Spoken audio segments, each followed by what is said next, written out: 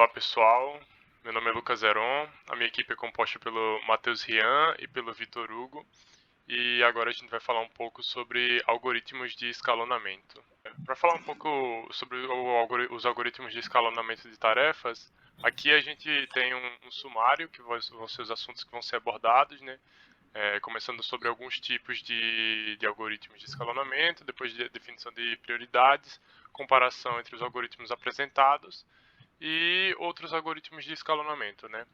Vale ressaltar que para a gente descrever como funciona cada um desses algoritmos, a gente vai considerar essa tabela daqui, onde a gente tem 5 tarefas. Aqui é o momento em que elas são colocadas na fila para serem executadas pelo sistema operacional, a duração de cada uma delas e aqui a prioridade. Então, como vocês sabem, o algoritmo de escalonamento ele serve para ordenar ou então organizar as sequências das tarefas, não é isso? Então, esse é o primeiro algoritmo que a gente vai apresentar, que é o First Come, First Serve, que é a mais simples utilizada no processador, que basicamente você coloca na fila de pronto a execução de cada tarefa. Se você prestar atenção no gráfico, você vê que a tarefa 1 e a 2 chegam no mesmo momento.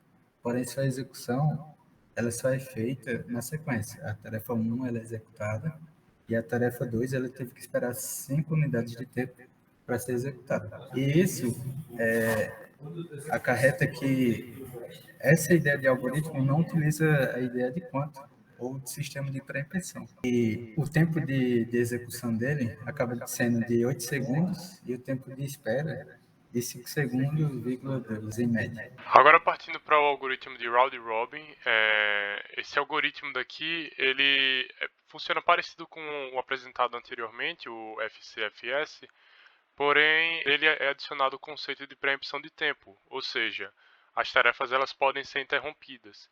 E como funciona esse algoritmo? Basicamente você tem o quanto, você define um tempo fixo para esse quanto, que no caso desse exemplo daqui é 2 unidades, né? Enquanto estiver passando essas unidades, você vai executando. Quando acabar esse tempo, ele parte para a próxima.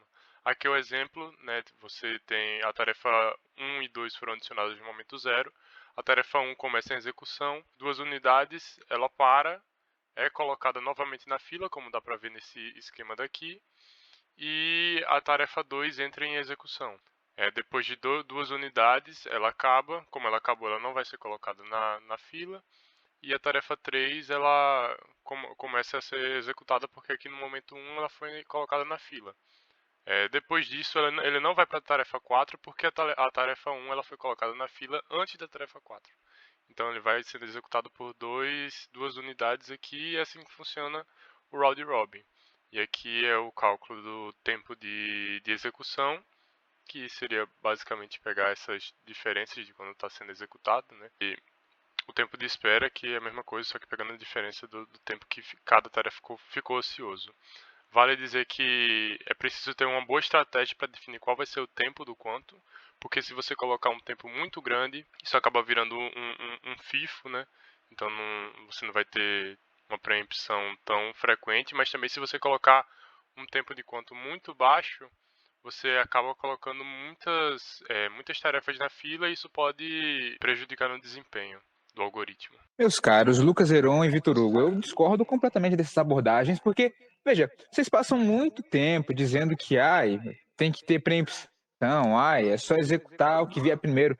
Mas eu tenho um método muito mais rápido e muito mais eficiente. Vejam, aqui eu vos apresento o SJF. Em suma, o Shortest Job First, ele vai pegar aquele que tem o menor tempo. E pegando o que tem menor tempo, eu consigo sim realizar as tarefas de tal modo em que eu consiga administrá-las melhor, executando todas. Porque olha só, uma tarefa que é de, por exemplo, origem de teclado, né, você dá a entrada no input, é muito mais rápido do que eu fazer um processamento de um código mais avantajado. Então eu vou dar prioridade para ela para logo após realizar as minhas operações mais avançadas. Por isso que eu falo, esse algoritmo é bem melhor. E observem aqui, ó, a gente não está considerando a prioridade do algoritmo, mas a gente está considerando sim o tempo que ele demora para ser executado. Então vejamos, olha só, na escala 1, a gente vê que o algoritmo, perdão, a tarefa que menos demora tempo para ser executada, ela vai até o 5, né?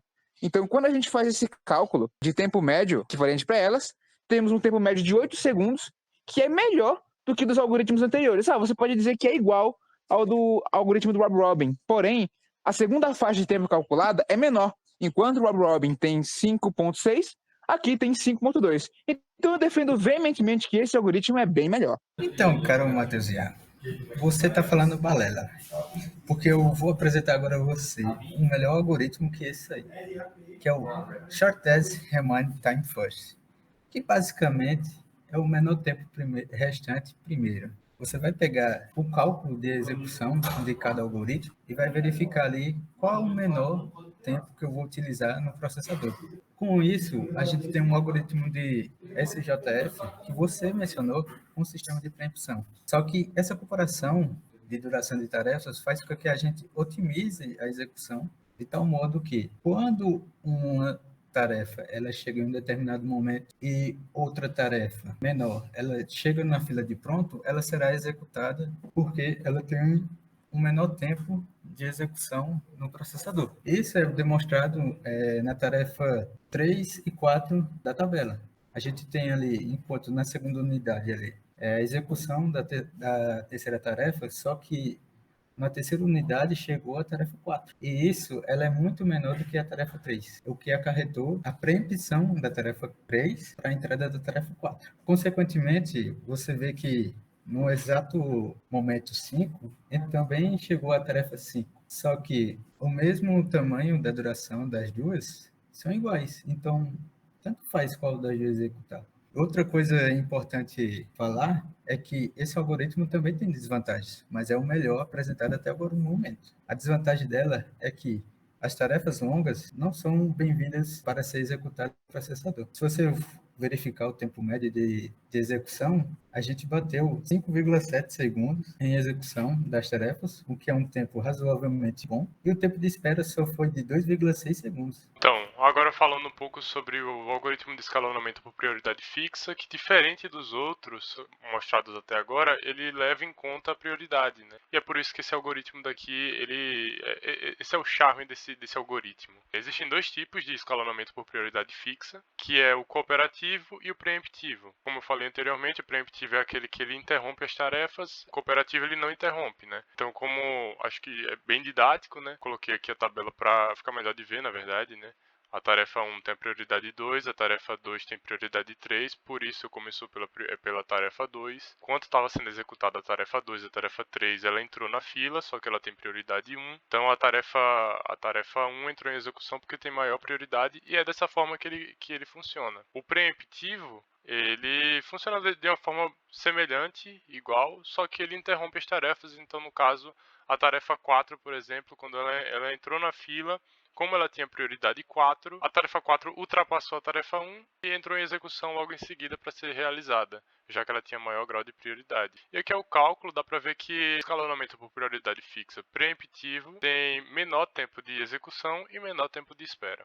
Olha, eu estou revendo aqui o meu pensamento, eu acho que o algoritmo que eu apresentei mais cedo não é tão bom, porque veja, ele tem o mesmo problema que todos esses outros algoritmos apresentados até então possuem. As tarefas elas podem simplesmente morrer em função dessa prioridade. Porque, veja, é necessário que esses algoritmos que vocês apresentaram realizem as tarefas com prioridade maior primeiro. Então, pode correr o risco de tarefas com prioridade menor nunca serem executadas, independente do momento do tempo.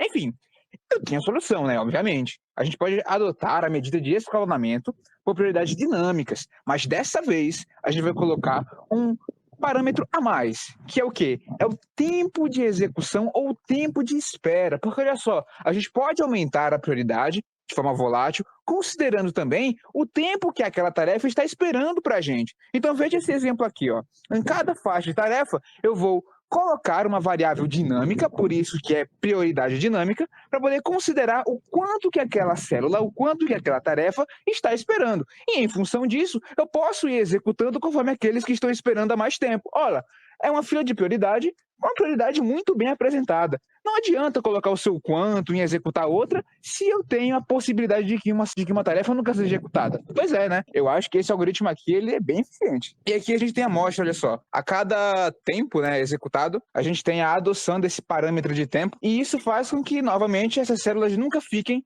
morrendo de fome ou morrendo de espera. Tá. Vocês falaram tudo isso, mas como é que a gente vai definir as prioridades, né?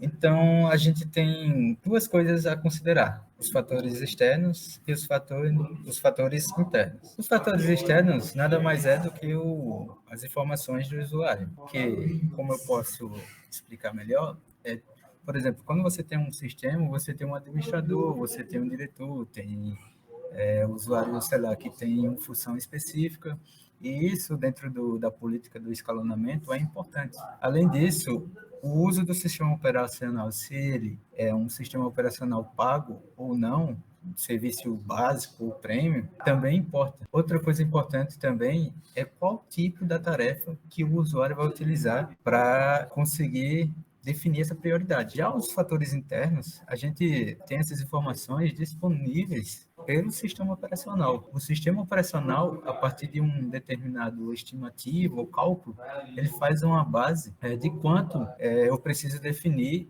o tempo, ou então a preempção ou algo do tipo das tarefas. E isso acaba, mesmo, digamos que consumindo recursos computacionais, ajuda também a não deixar tarefas ociosas, esperando muito tempo. E isso é importante. E trazendo aqui um adendo, a gente tem o Windows, a partir de 2000 para frente, que ele utiliza a ideia de classes de prioridades, que ela vai do intervalo de 0 até 31, onde a gente tem uma numeração para cada tarefa ou thread, e quanto maior o número, né, da propriedade do processo, mais prioridades terá a thread ou a tarefa. E isso é importante para gerenciar o escalonamento, porque já diferente do Linux, a gente utiliza duas escalas diferentes, sendo que a gente utiliza aquelas para tempo real e, por exemplo, a gente está utilizando ali o sistema e ele precisa utilizar